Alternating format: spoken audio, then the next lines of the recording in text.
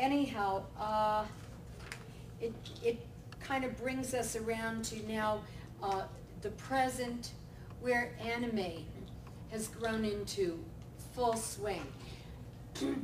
Anime is also now having a huge turn because the interactive games that have been being done are now drawing the attention of the major markets in live action in the world of Hollywood.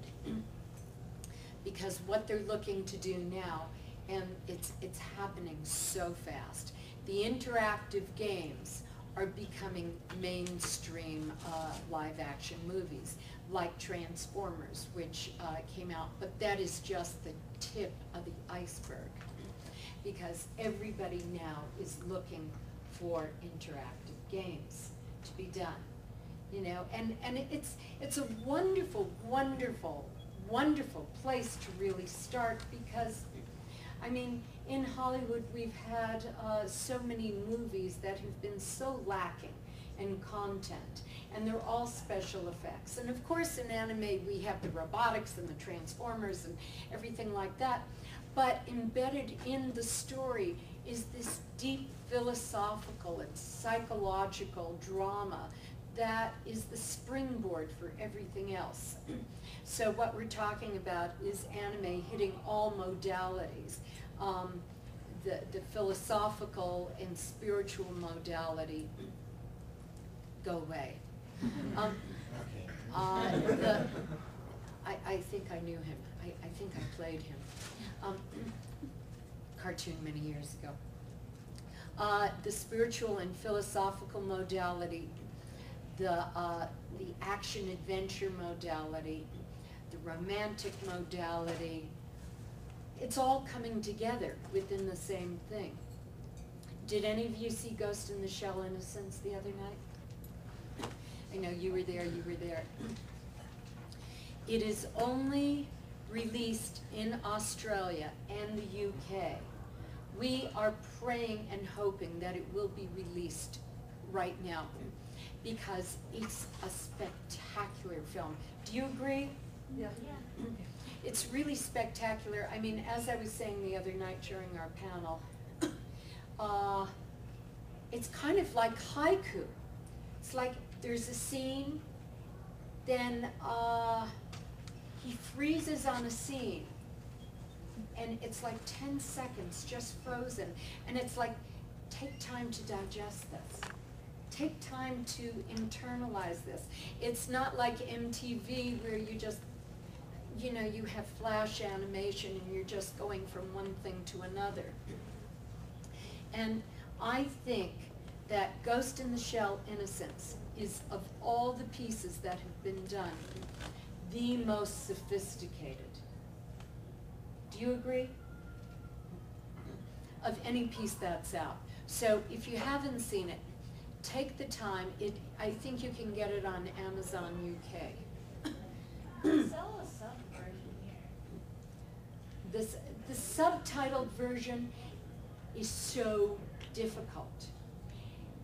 I have seen the movie maybe 7 or 8 times, including the time when I did it.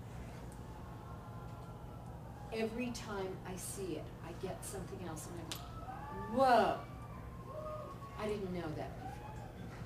And it is so subtle, it is so deep, it is so profound. I think it's the most profound of all the Ghost in the Shells and of all the anime I've ever seen. More profound than what I call Bobo Head. AKA Bobo Bobo Bobo Bobo Bobo Bobo Bobo Bobo. Anyhow, Bobo. Anyhow, and I think the future of anime, bye. Thank you for coming. I think the future of anime is really going to be seen in Hollywood right now, in the interactive games and in the live action that Hollywood is doing. Everybody is scrambling for the new interactive game to turn into a movie. Which brings us around to my pet subject. Excuse me, I have terrible allergies, and I think maybe it's the altitude here. It's like I'm gasping for breath.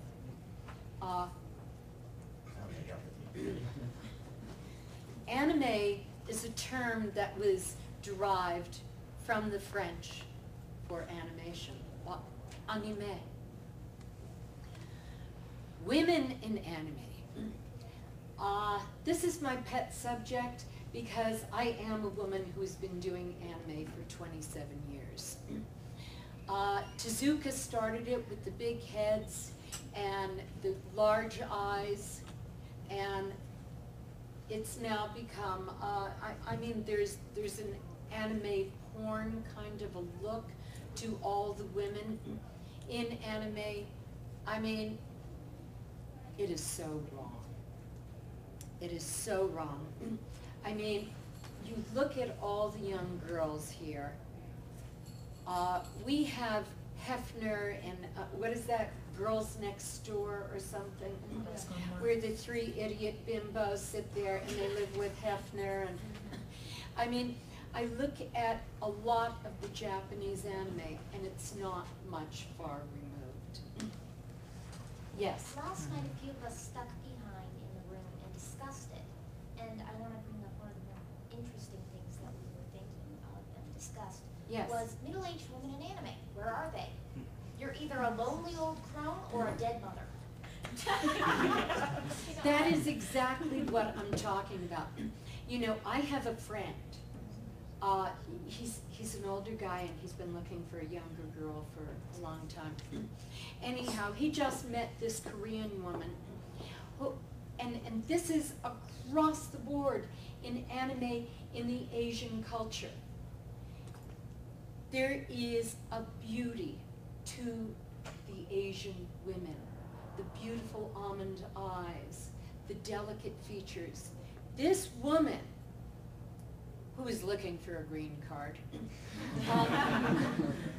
just had her eyes redone. She's 35 years old. They are perfect circles. They look just like anime. Is this a trend? Actually, there was one pop star who got a bunch of surgeries to make her eyes look bigger, and now she looks like a creepy bunny. Well, but I'm talking, I mean, yeah, everybody wants it. No, but, you know, please, there's going to be a time when I'm going to, you know, take this away. Right, Ellyn. I understand many women in Korea are doing that. So it's I mean, I'm not talking about just taking away the extra fold of skin. I'm talking about making them perfect circles so that these women are now looking like cartoons. That's just creepy. How is that possible? I don't know how it's possible, but the plastic surgeons who are doing this should be shot. Destroying the individuality. They're destroying the individuality. I mean, we all come from different cultures, and we all have to honor our authenticity as men and as women. We are not Scarlett O'Hara with 18-inch waistlines. I mean, we don't all have to have the largest breasts in the world. Men too. Or the thinnest hips. Or the thinnest hips. And that is what is great about Ghost in the Shell. I mean, the character that I played, Haraway, I mean, she was flat, but she was an interesting character. Another thing is that the trouble with globalization and the information age is the fact that the standards of beauty are being so standardized, and generally they're based off of Western conceptions and And that is, you know, in Japanese anime, there is not as much of a call for the Playboy image as there is here in Western anime.